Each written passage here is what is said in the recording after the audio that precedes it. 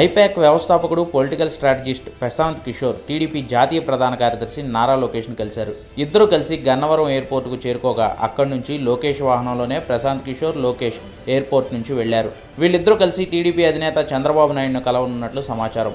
ప్రశాంత్ కిషోర్ ఇటీవల కాలంలో ఐపాక్ నుంచి తప్పుకున్నట్లు ప్రకటించగా, గతంలో వైఎస్ జగన్ ఆధ్వర్యంలోని వైఎస్ఆర్సీపీ ఏపీలో అధికారంలోకి రావడానికి ప్రశాంత్ కిషోర్ కీలక పాత్ర పోషించారు. ప్రస్తుతం ఆయన బీహార్ రాజకీయాలపై దృష్టి సారిస్తానని, ఐపాక్ నుంచి దూరంగా ఉంటానని ప్రకటించిన ఇప్పుడు లోకేష్తో కలిసి ప్రశాంత్ కిషోర్ కనిపించడంతో వచ్చే ఎన్నికల్లో టీడీపీ జనసేన కోసం ప్రశాంత్ కిషోర్ పనిచేయనున్నారా అనే అనుమానాలు తలెత్తుతున్నాయి.